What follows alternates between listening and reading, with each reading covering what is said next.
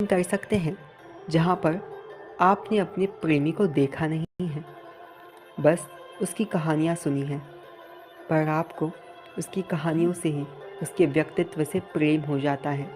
क्या आपने ऐसी किसी प्रेम कहानी के बारे में सुना है जहाँ पर एक खत से आपका प्रेमी, जिसको आपने पहले कभी नहीं देखा, कभी उससे मिले नहीं, वो प्रेमी आपके प्रेम में पागल होकर आपके विश्वास के लिए, आपके विश्वास की जीत के लिए सारे समाज से लड़ते हुए आपको बचाने के लिए आता है। आज के वक्त में ऐसी लव स्टोरी इम्पॉसिबल लगती है ना, पर ये बात सच है। हम बात कर रहे हैं द्वापर युग में देवी रुक्मिणी और श्री कृष्ण की प्रेम कहानी के बारे में। श्रीमती राधा रानी और श्री कृष्ण की प्रेम कहानी के बारे में तो हर कोई बात करता है, पर आज हम बात करने वाले हैं देवी रुक्मिणी के उस परिपक्व प्रेम के बारे में जो उनके श्री कृष्ण के प्रति उन्हें था। तो चलिए जानते हैं देवी रुक्मिणी और श्री कृष्ण की प्रेम कहानी के बारे में। विदर्भ की राजकुमारी थी देवी रुक्मिणी। राजा भीष्मक की पुत्री थी देवी रुक्मिणी। पर कैसे? देवी रुक्मिणी को हुआ श्री कृष्ण से प्यार। तो चलिए जानते हैं। जब राजा भीष्मक के दरबार में कई बार अलग अलग ब्राह्मण आते थे और वो श्री कृष्ण के दिव्य लीलाओं की कथाएं राजा भीष्मक को सुनाया करते थे।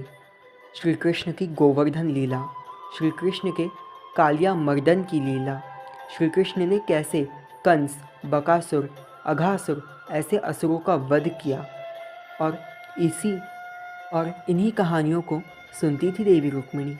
देवी रुक्मिणी ने श्री कृष्ण के इन कहानियों को सुनकर अपने श्री कृष्ण को अपना सब कुछ मान लिया था। श्री कृष्ण की कथाएं सुनकर देवी रुक्मिणी ने श्री कृष्ण को पूर्णतः समर्पण कर दिया था। मन ही मन देवी रुक्मिणी श्री कृष्ण को चाहने लगी थी। श्री कृष्ण को देवी रुक्मिणी ने अपने हृदय में ही अपना पति मान लिया था। का प्रेम इतना परिशुद्ध और इतना पवित्र था कि अपने आंखें बंद करते ही, अपनी आंखें खुलते ही श्री कृष्ण को देखने की इच्छा होती थी देवी रुक्मिणी को। देवी रुक्मिणी ज्ञान, विद्या, कला और शास्त्र विद्या में पारंगत थी। देवी रुक्मिणी अपने हृदय में उमड़े श्री कृष्ण की छवि को अपने हाथों से चित्रों में परिवर्तित करती थी। देवी रुक्मिणी के संपूर्ण कमरे में अब श्री कृष्ण ही कृष्ण थे, क्योंकि देवी रुक्मिणी के रोम रोम में अब श्री कृष्ण बस चुके थे। देवी रुक्मिणी और कोई नहीं है, देवी रुक्मिणी स्वयं देवी सीता है, जो कि अपने श्री राम, अपने श्री कृष्ण से मिलना चाहती हैं। किसी को बिना देखे, किसी से बिना बात किए, केवल उसके चरित्र का चिंतन करते हुए देवी रुक्मिणी ने अपने आप को पूर्णतः कृष्ण को समर्पित कर दिया था। और उस तरफ देवी रुक्मिणी के भाई रुक्मीन, जो कि चाहता था कि देवी रुक्मिणी का विवाह शिशुपाल के साथ हो, और वो भी इसलिए नहीं क्योंकि शिशुपाल एक उचित वर था, क्योंकि रुक्मीन चाहता था कि उनकी बहन रुक्मिणी का विवाह अगर शिशुपाल से होगा तो शिशुपाल के राज्य की सेना और उनका बल रुक्मीन को भी मिल जाएगा। इससे आप इस तरीके से समझ सकते हैं कि आजकल के कलयुग में जिस तरीके से पॉलिटिकल डील्स करते हैं, जहाँ पर एक पॉलिटिकल लीडर अपनी बहन का विवाह दूसरे पॉलिटिकल लीडर के साथ करता है, जिसके बाद इन दोनों पार्टीज़ का एक साथ आना या फिर इनके पावर के साथ एक साथ होना, ये एक पॉलिटिकल गेम था रुक्मीन के लिए, जहाँ पर वो अपनी सत्ता को कायम रखना चाहता था, अपनी वर्चस्व को बढ़ाना चाहता था। और उस और देवी रुक्मिणी जिन्होंने अपने श्री कृष्ण को अपना सर्वस्व मान लिया था, वो श्री कृष्ण के अलावा किसी और को अपने पति के रूप में देख ही नहीं सकती थी। उन्हें ये बात पता चली कि रुक्मीन ने उनका विवाह शिशुपाल के साथ तय कर दिया है, तब देवी रुक्मिणी अत्यंत भाव विभोर हो गई, और तब देवी रुक्मिणी ने इस विवाह का विरोध करने की भी कोशिश की, परंतु उनके भाई के सामने उनके भाई रुक्मी ने उनकी एक बात नहीं मानी, ना ही उन्होंने उनके पिता भीष्मक की कोई बात मानी। और तब देवी रुक्मिणी ने अब ये निर्णय ले ही लिया था कि अब वो केवल श्री कृष्ण से ही विवाह करेंगी, अतः वो अब और किसी से विवाह नहीं करेंगी। जिसके बाद देवी रुक्मिणी ने बड़ी ही करुणा भाव से, बड़े ही प्रेम भाव से अपना प्रेम पत्र लिखा। ये जगत का, संसार का सबसे पहला प्रेम पत्र था, जो कि देवी रुक्मिणी ने अपने श्री कृष्ण के लिए लिखा। जिसके बाद वो प्रेम पत्र उन्होंने एक ब्राह्मण को, अर्थात कथाओं में कहा जाता है कि उनके गुरु द्वारा बताए गए ब्राह्मण को या फिर गौरी मंदिर के ब्राह्मण को दिया था। जिसके बाद ब्राह्मण श्री कृष्ण के पास पहुंचता है और जैसे ही श्री कृष्ण देवी रुक्मिणी के पत्र का पहला अक्षर ही पढ़ते हैं कि देवी रुक्मिणी ने उन्हें अपने पति के रूप में स्वीकार कर लिया है। श्री कृष्ण खड़े हो जाते हैं और अपने रथ के ऊपर बैठकर देवी रुक्मिणी को लेने चले जाते हैं। श्री कृष्ण भी अपनी रुक्मिणी, अपनी सीता से अत्यंत प्रेम करते थे, और जबकि अब देवी रुक्मिणी के ऊपर इतना बड़ा संकट आ चुका था, श्री कृष्ण को देवी रुक्मिणी को बचाना जाना ही था।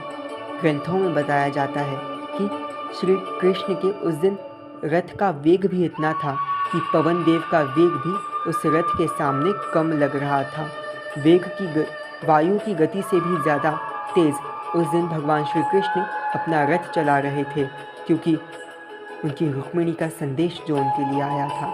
श्री कृष्ण ने बिना पूरा पत्र पढ़े, बिना वहाँ की किसी भी हालात के बारे में जाने, अपनी रुक्मिणी को लेने चल पड़े, क्योंकि वो जानते थे कि अब चाहे जो भी कोई सिचुएशन हो, चाहे जो भी कुछ हो जाए, अब रुक्मिणी ने मुझे अपना मान लिया है, तो अब रुक्मिणी को बचाना मेरी जिम्मेदारी है।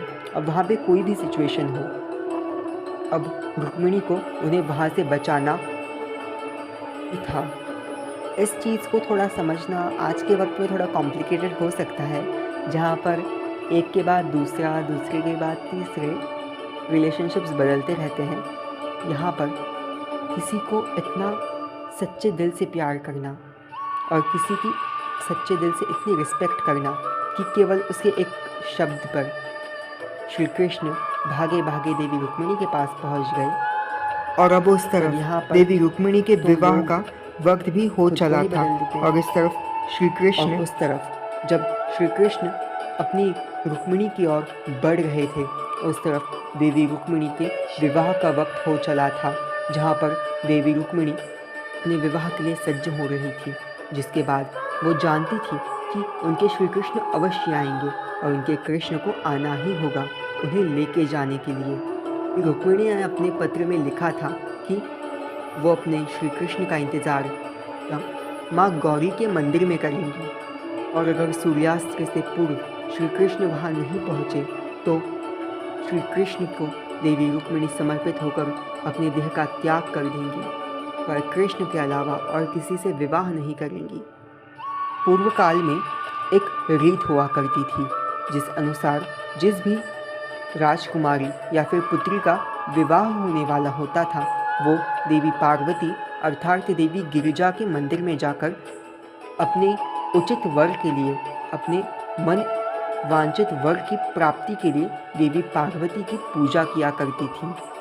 का प्रमाण हमें रामायण में भी मिलता है, जहाँ पर जब प्रभु श्री राम को माता सीता ने पहली बार उपवन में देखा था, तब माता सीता प्रभु श्री राम को देखकर वहीं पर खड़ी की खड़ी रह चुकी थी, और जिसके बाद माता सीता ने अपने प्रभु श्री राम को मन ही मन में अपना वर मान लिया, और माता गिरिजा, माता पार्वती के मंदिर में जाकर उनसे विनती की कि उन्हें वर रूप में केवल प्रभु श्री राम ही चाहिए और कोई नहीं। और इस तरफ श्री राम भी अपनी माता सीता को प्रथम बार देख उन्हें अपनी पत्नी के रूप में स्वीकार कर चुके थे। अब बढ़ते हैं द्वापर युग में, जहाँ पर श्री राम अर्थात प्रभु श्री कृष्ण और देवी सीता अर्थात देवी रुक्मिणी की कहानी की ओर, जहाँ पर अब माता रुक्मिणी माता गिरिजा अर्थात माता पार्वती के मंदिर में आ चुकी थी और श्री कृष्ण का इंतज़ार कर रही थी। और तब वहाँ पर श्री कृष्ण भी पहुँच चुके थे अपनी रुक्मिणी के लिए, अपनी सीता के लिए श्री राम आ चुके थे। और तब माता सीता अर्थात देवी रुक्मिणी ने अपने श्री कृष्ण को देखा और तब श्री रुक्मिणी कृष्ण का पहली बार मिलन हुआ गिरिजा माता माँ पार्वती के मंदिर में, जिसके बाद भगवान श्री कृष्ण ने माता रुक्मिणी का हरण किया और उन्हें अपनी पत्नी के रूप में स्वीकार कर वहाँ से लेकर चले गए। इस तरफ रुक्मिणी और शिशुपाल को जब पता चला कि देवी रुक्मिणी का हरण श्री कृष्ण ने कर लिया है, उस तरफ युद्ध का आगाज़ हो गया। और तब वहाँ पर श्री कृष्ण के भाई अर्थात बलभद्र अर्थात बलराम जी वहाँ पर पहुँचे और उन्होंने युद्ध किया शिशुपाल के साथ। पर उस तरफ रुक्मिणी आगे बढ़ चुका था श्री कृष्ण और देवी रुक्मिणी को रोकने के लिए। और इसके बाद देवी रुक्मिणी और श्री कृष्ण को रोक लेता है इस मार्ग में। और तब श्री कृष्ण क्रोध में आकर अपना सुदर्शन उठाते हैं और रुक्मिणी की ओर आगे बढ़ाते ही हैं। तब माता रुक्मिणी अपने भाई के प्राणों की रक्षा करती है और श्री कृष्ण को कहती हैं कि इन्हें इस बार माफ़ कर दीजिए। इसके बाद श्री कृष्ण रुक्मिणी को हराते हैं और उसे क्षमा करते हैं। और इसके बाद रुक्मिणी वहाँ से चला जाता है और देवी रुक्मिणी श्री कृष्ण की पटरानी बनती हैं, श्री कृष्ण की अर्धांगिनी, वामांगिनी, सहभागिनी बनकर द्वारिका में राज करती हैं। देवी रुक्मिणी की ये तो श्री कृष्ण से मिलन की कहानी हुई, पर इसके बाद